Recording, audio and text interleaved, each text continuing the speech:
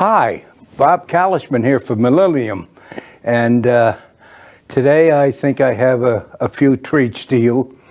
And the reason I'm bringing up these Medal of Honor winners is the fact that we're coming into a period that where some people are forgetting the Korean War and they're forgetting the Vietnam War. And if you really look into it, the Korean War is over 70 years ago. And the Vietnam War, who I just received a request for donations and keeping up the wall. And this is done by individuals. It's not done by the government. The government helps, but the Vietnam veterans, they maintain the wall, and they clean it each and every day with the heartbreak that a lot of the veterans that were there leave behind for their lost friends and companions. And then, of course, we have the Korean War, which started over 70 years ago. It started in June of 1950. And at that time, our president was Harry Truman, and he had the courage to put his foot down in Southeast Asia and Asia and say, "This is it. We're not going to give you anything more." And Harry Truman was right on the right track. And today we have it. Here it is. We have it all over again. So Mr. Truman was right, and the fellow that should get all the credit, and he's long past due, is the genius, the military genius that we had in our midst and we never realized we had him. And that was Douglas MacArthur, who men and Marines referred to as Dugout Doug in the Corps, in the Marine Corps. And the reason being, when he had left the Philippines and left his troops behind, a lot of Marines resented it. And I think the reason they resented it was the fact that we in the Marines, we leave no man behind. And now it's we leave no man or woman behind. And if you're in the Marines and you're a Marine, you don't have to worry about your sergeant or your corporal having the corpsman go out and get you, because we won't leave you behind. We'll take you. We take you with us. Whether you're living, dead, whatever it may be, we take you along. And I could tell you a very good thought, and maybe a little humor in it, though it would be sick humor. We had a regimental commander called Chesty Puller. At that time, he was a colonel. And when the Marines were coming out of Chosin Reservoir in 1950, he insisted that every Marine, living or dead, came out with him. And he had him tie him to Jeep hoods. He had him put them in trucks. But we took all of them out. And then at the Fuchin Pass, they made arrangements for him, but we took each and every Marine with us. General Smith didn't leave one Marine behind. And that's part of my presentation today, is the fact that when I was viewing the television and I saw our Vice President Pence,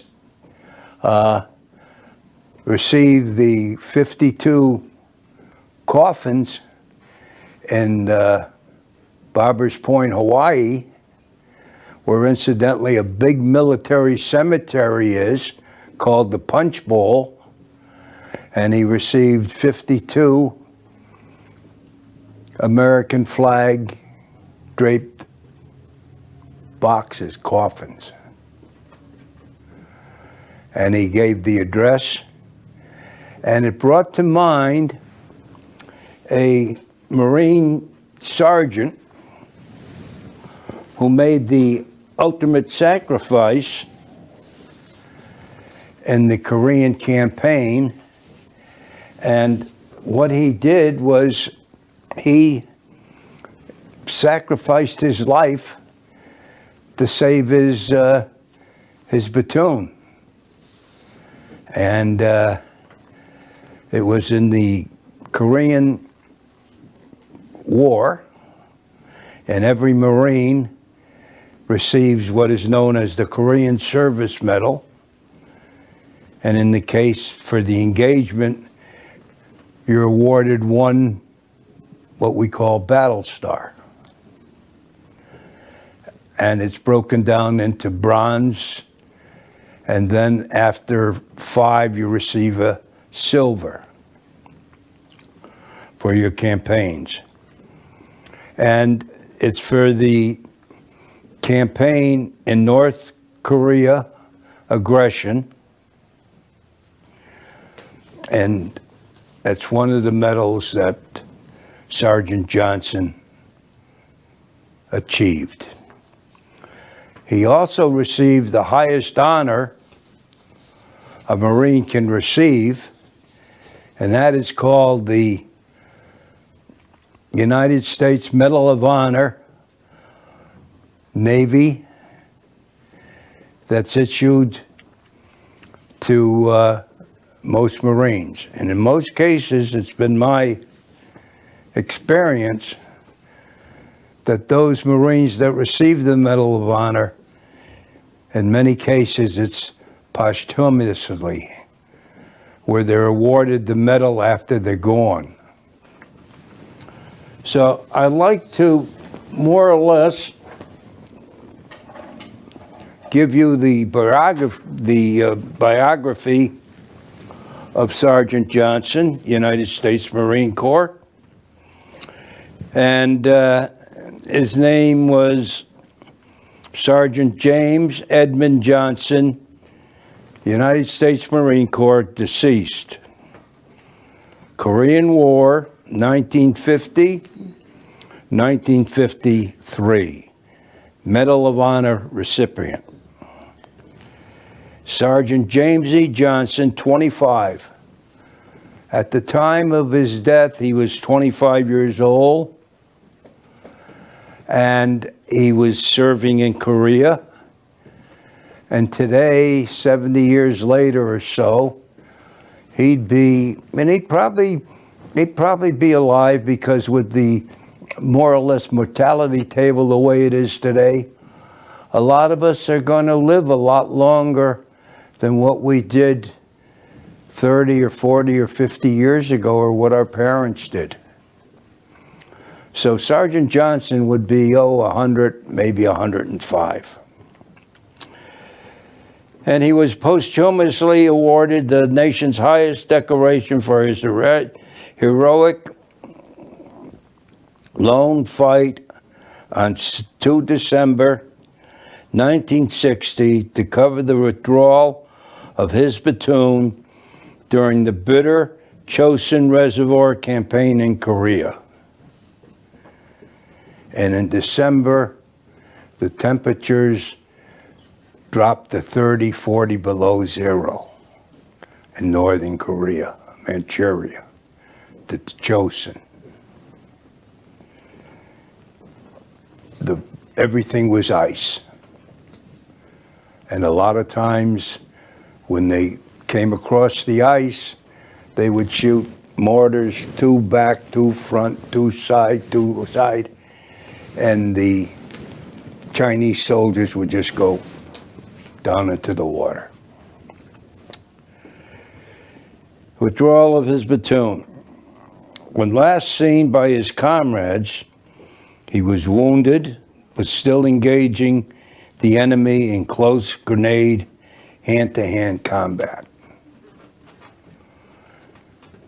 In most cases, what a lot of people would do, close hand, was in one hand you held a entrenching tool, and in the other hand you had your grenades, and you would throw the grenades to those that were, maybe 10 or 20 feet away from you, and those that jumped in with you or tried to get to you, you would hit with the shovel.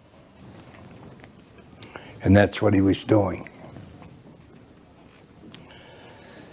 He was wounded, so on top of it, he was still slugging it out, but still engaging the enemy in close grenade hand-to-hand combat. The enemy were wearing the uniforms of friendly troops at the time. He was listed as missing in action until January 1954, when his status was officially changed to presumed dead. And that's why I'm more or less bringing up his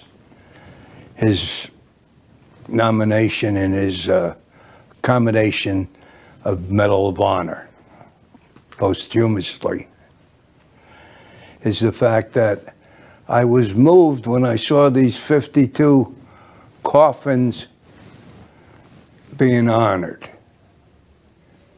And I said to myself, maybe one of those fellas is Sergeant Johnson, because he's still there.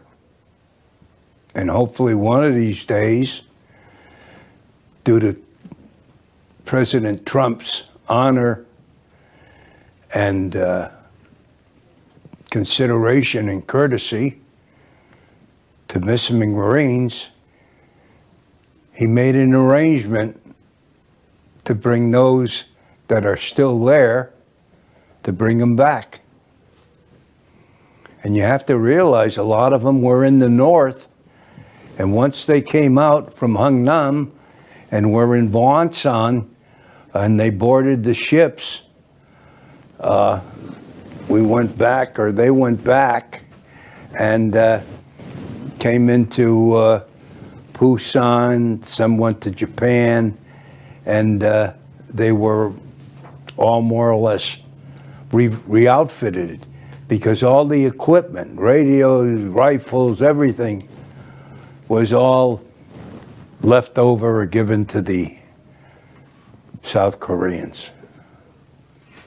And a lot of fellas, I have a very close friend, he's gone now, but his name was Tech Sergeant Lavoie, and Marines refer to other Marines in the sense a code word, and a lot of everybody was called Shoe. And you didn't call him by his last name, but if you really had a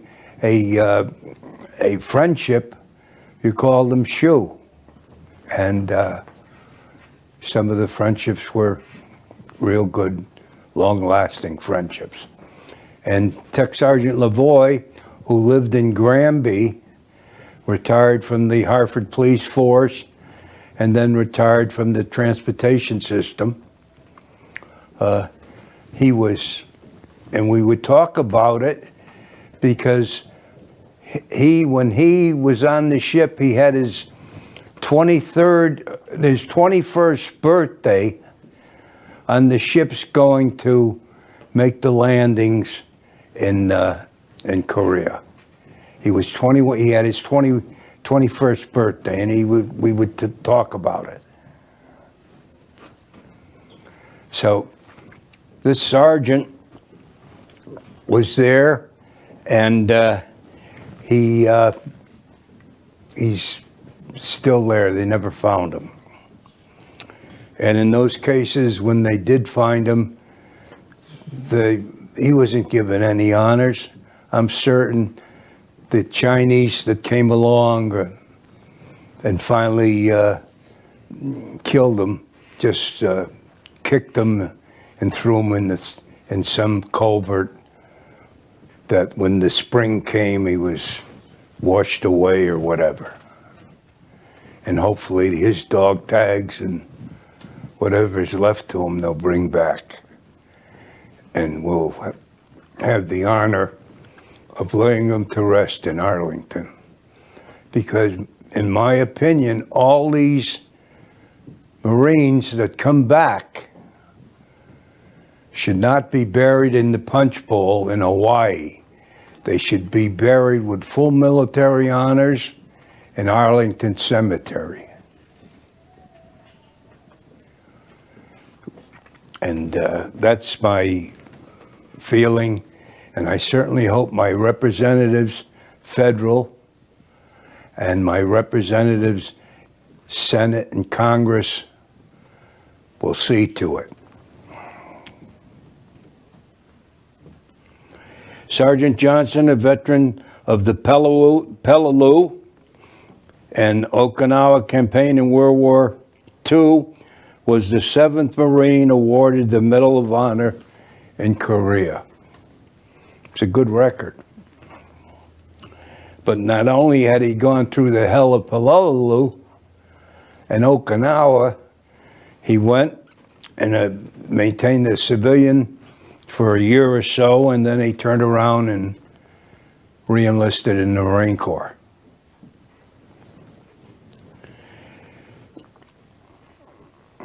He departed for Korea in August 1950. That was July. It was 1 month after hostilities started in Korea. They marched him onto the ships in San Diego, and they shipped him out. And in those days, you didn't fly in an airplane. You went aboard ship. And the Marine Corps was so desperate for men, they cleaned out everything. And one of the humorous events in San Diego were when the commanding general emptied out the brig and sent them from the brig all the way down to San Diego, and they marched in lockstep right onto the boat, onto the ship. They're ships, they're not boats. The only boats are the landing craft. He departed Korea in 1950, just 5 days after the birth of his daughter. He was married with the daughter. The Medal of Honor was presented to his widow on 29 March 1954 by Secretary of the Navy Robert B. Anderson.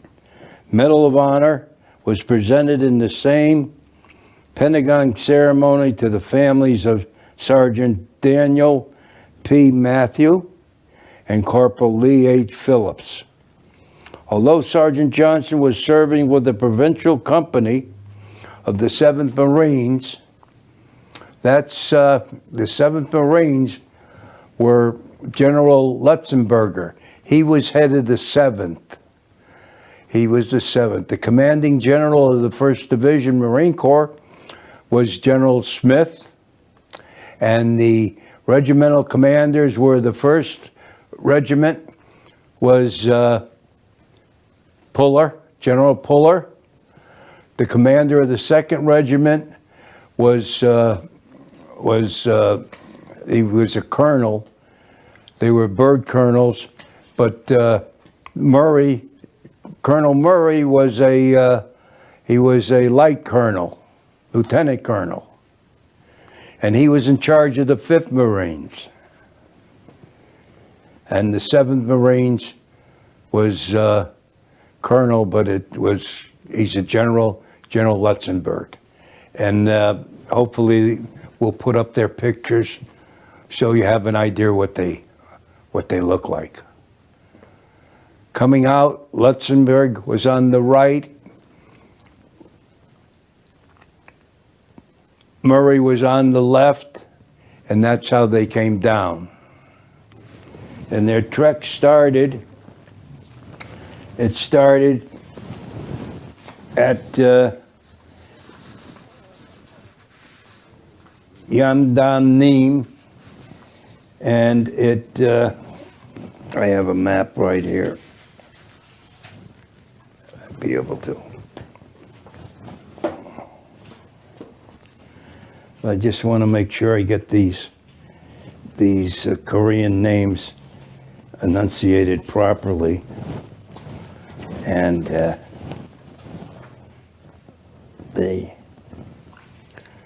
here.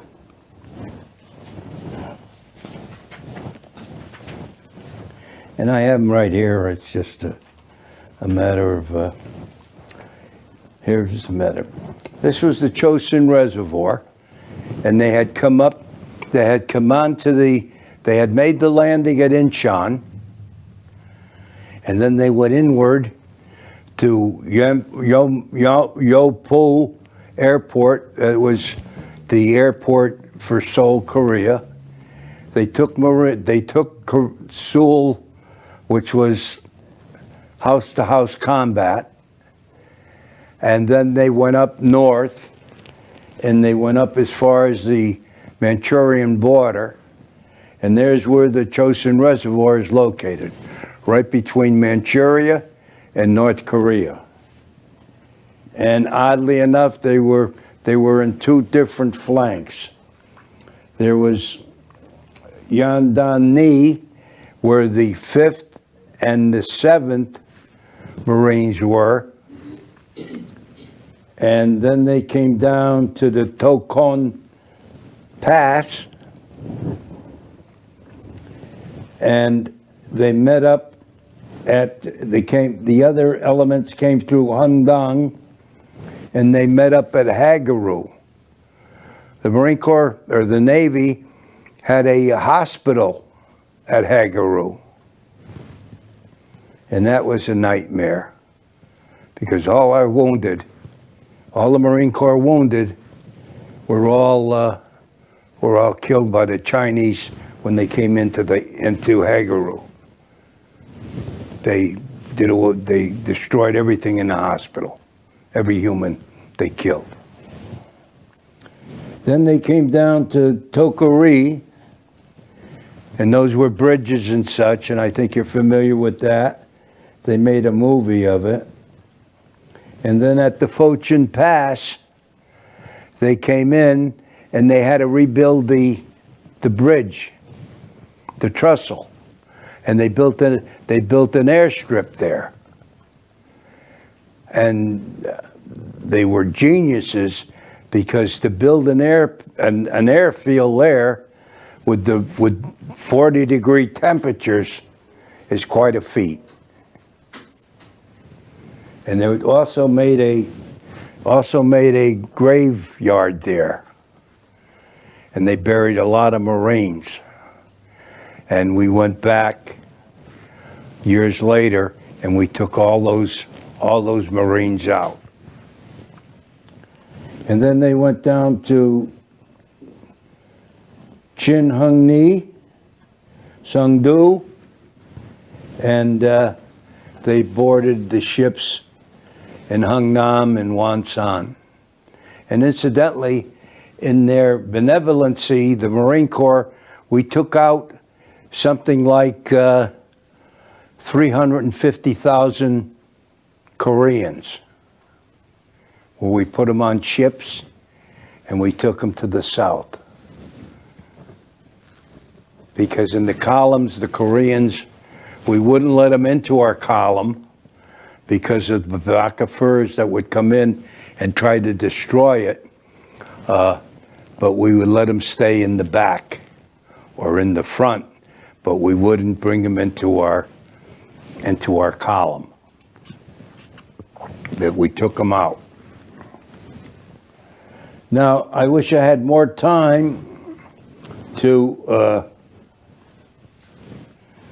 express my gratitude to Sergeant Johnson and the satisfaction that he had to protect his men. He protected that whole platoon, and he held up the Chinese.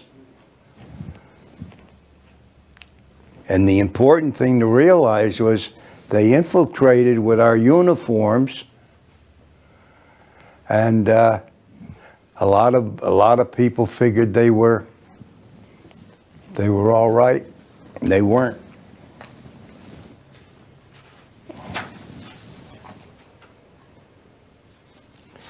And I think I can read his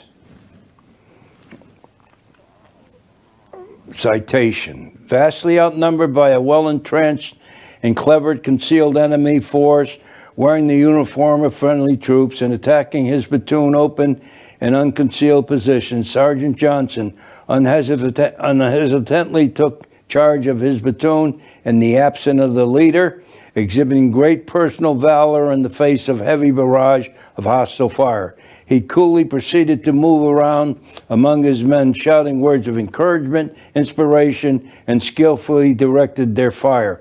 Ordering to displace his platoon during the firefight, he immediately placed himself in an extremely hazardous position from which he could provide covering fire for his men. Fully aware that his courage continued to provide effective cover for his men and was last close hand grenade and hand-to-hand fighting. By his valiant and inspiring leadership, Sergeant Johnson was directly responsible for the successful completion of the platoon displacement and the saving of many lives. Sergeant Johnson was declared missing in action on 2 December 1950 and then listed as killed in action as of 2 November 1953. And hopefully he'll be in this 52 that were returned.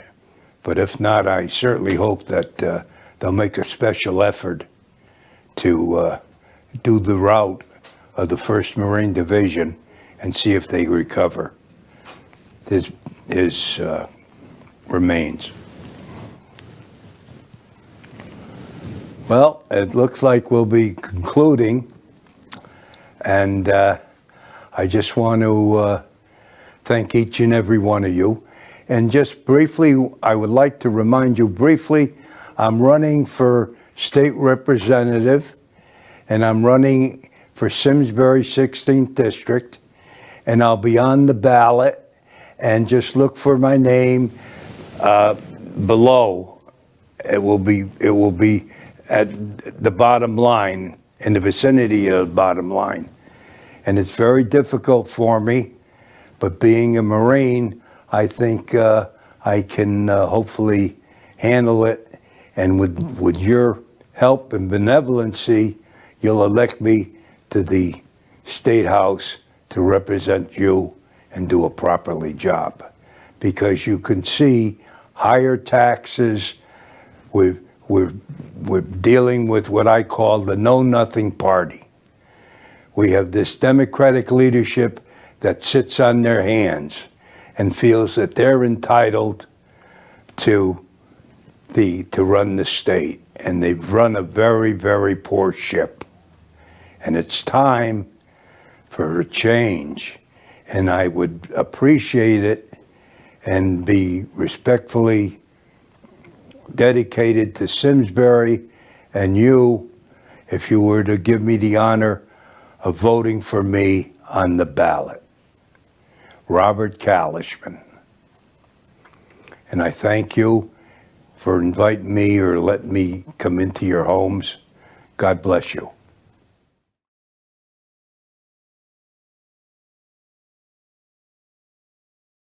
Funding for Simsbury Community Television is provided in part by contributions from viewers like you. Thank you.